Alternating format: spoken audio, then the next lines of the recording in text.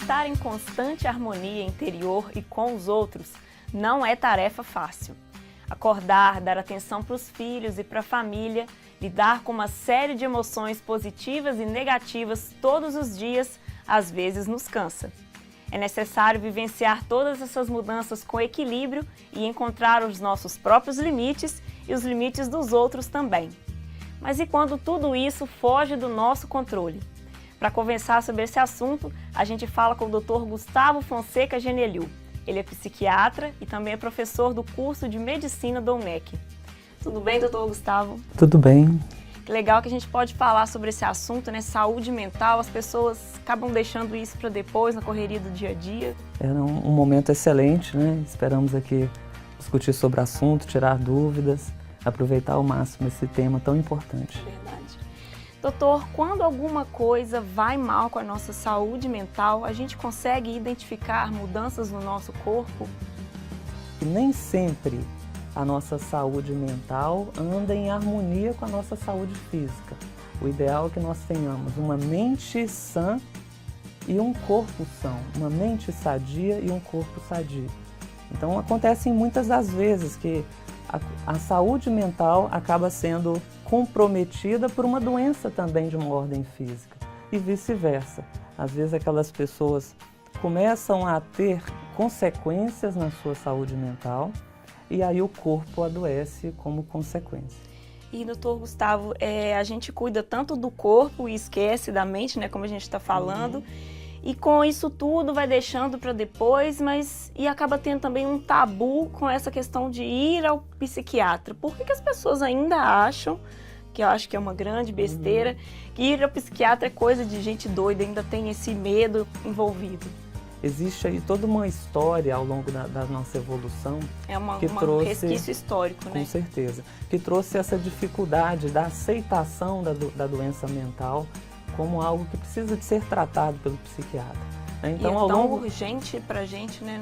Tem tanta gente sofrendo de depressão, ansiedade e outros transtornos mentais. Sim, e aí justamente por causa de toda essa história de evolução, que muitas das vezes em que alguém padece inicialmente por sintomas dentro da saúde mental, que talvez a primeira explicação para aquela não seja dentro do entendimento da psiquiatria, né? Se procurem outras formas, outros meios, que sejam somente os meios espirituais, que sejam alternativas não médicas, não científicas para cuidar daquele problema. E aí é justamente quando ocorrem esses atrasos na descoberta, no cuidado, isso como consequência pode piorar um pouco o prognóstico dessas pessoas. Eu acho que o que as pessoas também evitam de ir ao psiquiatra é o medo de sair de lá com uma receita, né? O famoso medo de estar tomando tarja preta.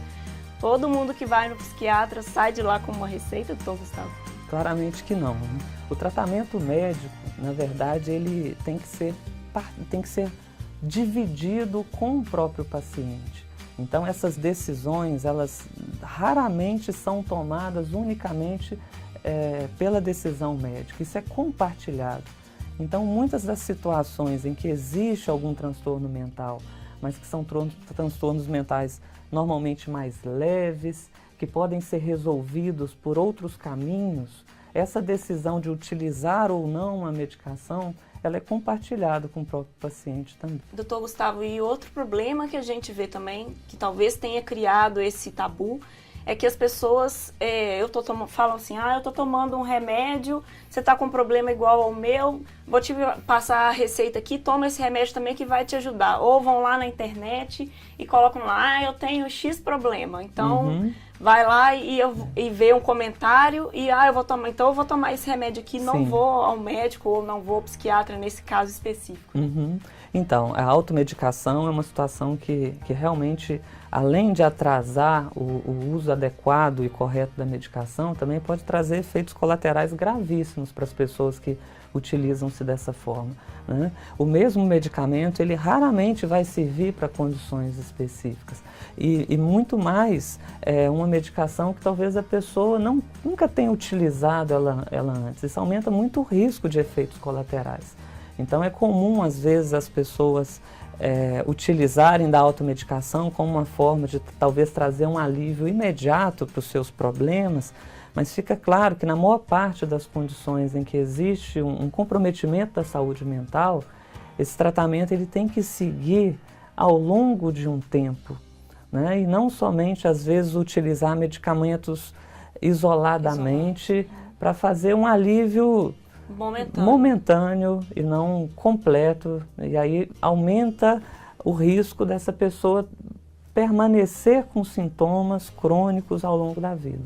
E muitos desses desequilíbrios, né, doutor Gustavo, que a gente vê na nossa saúde mental, são causados pela nossa busca pelo sucesso, às vezes, no trabalho e também na escola. No quadro Conexão Saúde, a Noélia vai mostrar pra gente a solução inusitada que uma funcionária encontrou para cuidar da sua saúde mental. Oi, gente! Às vezes a gente precisa se desconectar um pouquinho das redes sociais para cuidar do nosso bem-estar, não é? Mas a tecnologia também pode ser uma ótima fonte de informação.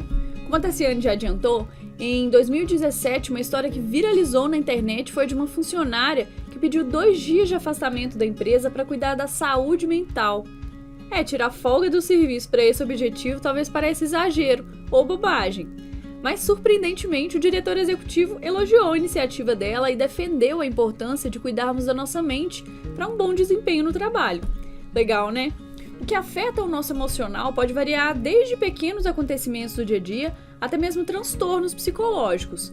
A depressão, por exemplo, atinge mais de 11 milhões de brasileiros, de acordo com a Organização Mundial da Saúde. Ou seja, 1 em cada 20 pessoas que conhecemos faz parte dessa estatística. As minhas dicas de hoje são de 2 psiquiatras que entendem bastante do assunto e que podem nos ajudar a lidar com essa realidade. A primeira delas é uma lista chamada 20 coisas para se lembrar se você ama alguém com depressão, escrita pelo especialista norte-americano Christian Maciel.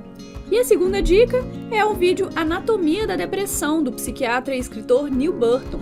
Uma das causas da depressão, de acordo com Burton, seria nosso estilo de vida cada vez mais individualista. Ele acredita ainda que as pessoas não ficam doentes porque são fracas, como muitos julgam, mas porque lutam tanto contra as adversidades da vida que a dor acaba ultrapassando os limites do corpo e da alma. Abraham Lincoln, Isaac Newton e Nietzsche são alguns exemplos de pessoas importantes que enfrentaram a depressão e acabaram mudando o curso da nossa história. O link dessas sugestões que eu dei está na nossa fanpage do Saúde em Dia. Eu vou ficando por aqui.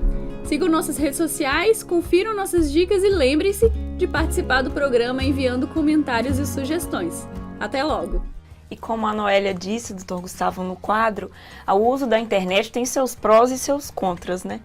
Sim. Qual a relação entre depressão e o uso das redes sociais, que hoje, né, todo mundo está praticamente viciado nisso, né? Claro.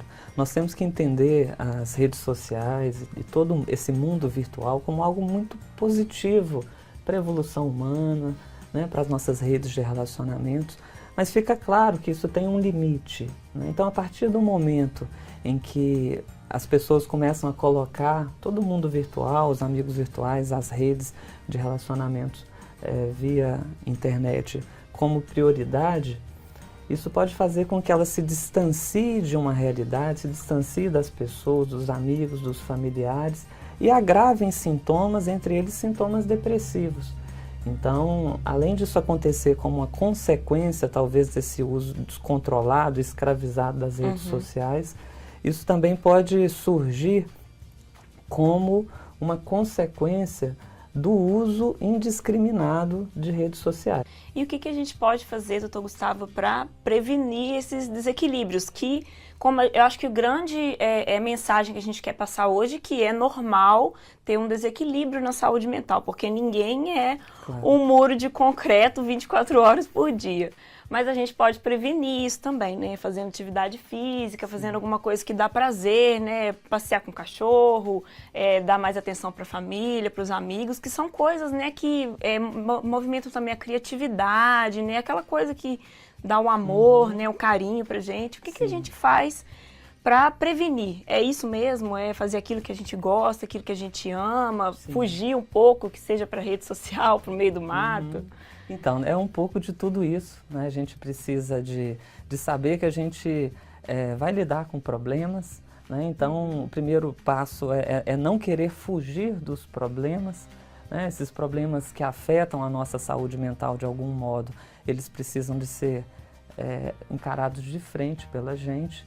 E aí, para isso, a gente precisa de um conjunto de fatores aos nossos lados que conspirem a favor que a gente tenha a capacidade de superá-los, né? Então, esse lado da atividade física, né? A parte espiritual com certeza também, né? Os nossos planejamentos, os nossos sonhos, a nossa autodeterminação, a nossa autoestima, né? Tudo isso pode fazer com que a gente encare um problema e consiga entender que aquele problema tirar valores e pontos positivos daquilo. E não deixar o problema engolir a gente, né? Sim. E entender aquilo como uma forma de crescimento, né? De superação, de saber que daquele problema virão outros, mas que a gente vai sair mais forte daquela situação. Então, Gustavo, muito obrigada pela sua participação. Pena que a gente não pode ficar mais tempo falando sobre esse assunto. A gente agradece a participação e o momento aqui, né, de muita valia aí para todos nós. Muito obrigada. Então tá certo. Cuidar da nossa saúde mental depende de cada um de nós. E a gente pode buscar alternativas para a gente manter esse equilíbrio. Quer ver algumas opções? No próximo bloco a gente vai conhecer 5 atividades físicas que ajudam a manter o nosso bem-estar.